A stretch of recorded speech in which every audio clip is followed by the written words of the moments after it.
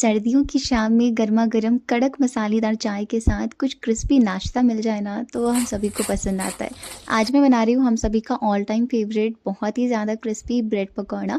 लेकिन normal recipe में अगर आपके ब्रेड पकौड़े ऑयली बन जाते हैं ना, तो एक बार ये रेसिपी ज़रूर ट्राई करें। इससे आपकी जो ब्रेड पकौड़ा है ना, बिल्कुल भी ऑयली नहीं बनेंगे और बिल्कुल परफेक्ट स्वाद आएगा जैसा हम सभी को पसंद है। तो इसे बनाने के लिए सबसे पहले उबले हुए आलू ले लेने हैं और इसे ना छील करके हमें मैश कर लेना है। आप किसी पोटैटो मैशर का, ग्रेटर का भी यूज़ कर सकते हो। ध्यान रखिएगा इसमें ना कोई भी आलू के बड़े टुकड़े ना रह जाए। मैंने यहाँ पे ग्लास की मदद से इसे अच्छे तरीके से मैश कर लिया है। अब हमें इनकी फिलिंग बनानी है, जिसके लिए कढ़ाई में मैंने थोड़ा-सा सरसों का तेल लिया है। आप जो भी तेल खाते हो वो आप ले सकते हो।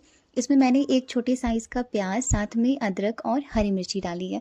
इन सभी को मैंने चॉप करके डाला है। आप ना इसमें बारीक कट करके लहसुन भी ऐड कर सकते हो, बहुत ही अच्छा टेस्ट आएगा। अब इसे थोड़ी टाइम के लिए भून लेंगे ताकि जो प्याज का कच्चापन है, अदरक का कच्चापन है, वो निकल जाए।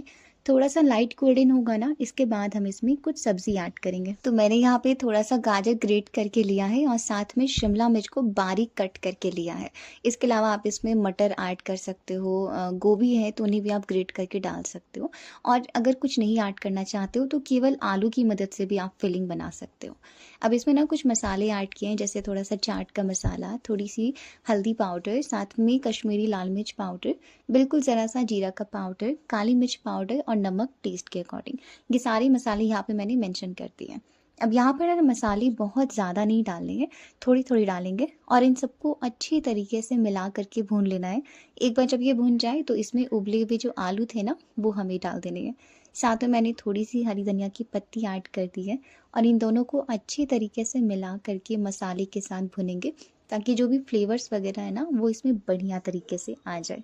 और बस ये हमारा आलू का मसाला जो है वो तैयार हो गया। तो गैस का फ्लेम ऑफ कर देंगे और अब बना के तैयार करेंगे चटपटी सी चटनी, जो केवल इसके साथ नहीं बल्कि समोसे हो, पकौड़े हो, चाट हो, कबाब हो, टिक्की हो, सभी के साथ बहुत ही अच्छे लगेंगे।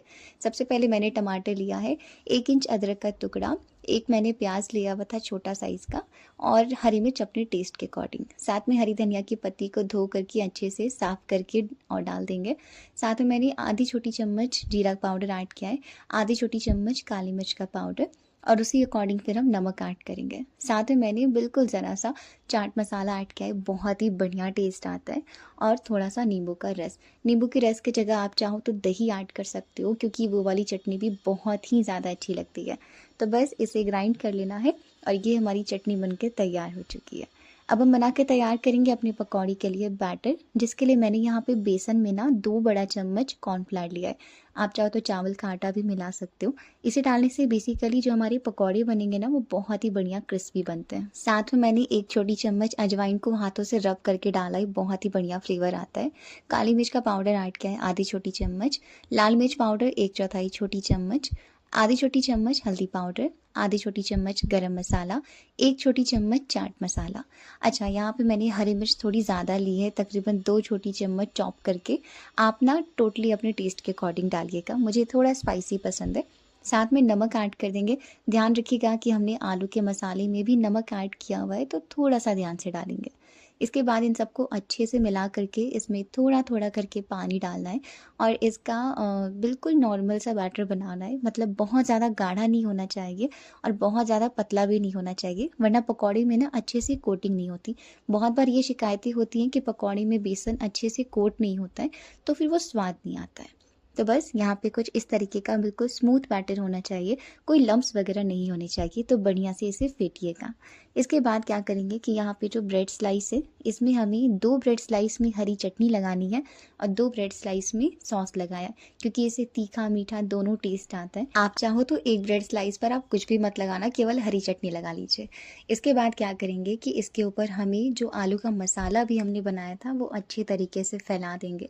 अगर आप बच्चों के लिए बना रहे हो ना, तो आप इसमें चीज़ की 1 स्लाइस भी लगा सकते हो, मतलब थोड़ा चीज़ी बनेगा ना, तो बच्चों को बहुत ही ज़्यादा पसंद आता है। वैसे बड़ों को भी पसंद आएगा, तो आप चाहो तो ट्राई कर सकते हो। तो बस मैंने यहाँ पे कुछ भी ऐड नहीं किया है वैसा कुछ। दूसरी वाली ब्रेड स्लाइस को इसके ऊपर रख के हल्का सा प्रेस करेंगे और इस तरीके से कट कर देंगे। आप चाहो तो इसे 4 स्लाइसेस में भी कट कर सकते हो। अच्छा, यहाँ पे जो बैटर है ना, वो भी रेडी है। बिल्कुल एंड में ना अब हम इसमें ऐड करेंगे थोड़ा सा, बिल्कुल 1/4 छोटी चम्मच खाने वाला मीठा सोडा। इसे डालने से आपके जो ब्रेड पकौड़े बनते हैं ना, बहुत ही बढ़िया बिल्कुल फूले-फूले बनकर तैयार होते हैं। वैसे ये ना बिल्कुल ऑप्शनल है, आप चाहो तो स्किप भी कर सकते हो। और बस बैटर की कंसिस्टेंसी को ध्यान रखना है। इधर पकौड़ों को फ्राई करने के लिए मैंने यहाँ पे तेल गर्म होने के लिए रख दिया था। मीडियम गर्म तेल चाहिए। अब एक-एक करके ब्रेड को हमें बैटर में डालना है, अच्छे तरीके से कोट करना है और जो एक्स्ट्रा बैटर हो उसे आप हटा दें और इसके बाद तेल में डालती जाएँ। फ्लेम को ना आप मीडियम पे रखिएगा और मीडियम फ्लेम पर अच्छी तरीके से बिल्कुल बढ़िया गोल्डन ब्राउन क्रिस्पी होने तक आप इसे फ्राई कर लीजिए। ये देखने में थोड़ा लंबा प्रोसेस है, लेकिन ट्रस्ट में ये बहुत ईज़िली बन जाएगा। आप चाहो ना तो आप पहले से ही आलू का मसाला बना के रख लीजिए और शाम को जब भी आपको चाय के साथ खाना हो या घर पे अचानक से गेस्ट आ जाए तो आप उन्हें फटाफट से ये फ्राई करके और दे सकते हो, उन्हें बहुत पसंद आएगा। तो यहाँ पे मैंने इस तरीके से सारे ब्रेड पकौड़ों को फ्राई कर लिया है। साथ में मैंने हरी मिर्ची भी फ्राई कर ली थी और बस हमारा गर्मा-गर्म ब्रेड पकौड़ा सर्व करने के लिए बिल्कुल तैयार हो चुकी है। लग रहे हैं ना बिल्कुल क्रिस्पी करारे, मतलब इतने लाजवाब है ना। और पता है ऊपर से जितने क्रिस्पी है ना, अंदर से उतने ही ज़्यादा नर्म है। जब आप इसे चटनी के साथ और गर्मा-गर्म चाय के साथ एंजॉय करोगे ना, सच बता रही हूँ मज़ा आ जाएगा। और रेसिपी ट्राई करने के बाद अगर आपको पसंद आए तो प्लीज़ वीडियो को लाइक करिएगा और अपने फ्रेंड्स और फैमिली के साथ शेयर करना बिल्कुल ना भूलें। Thank you so much. Radhe Radhe.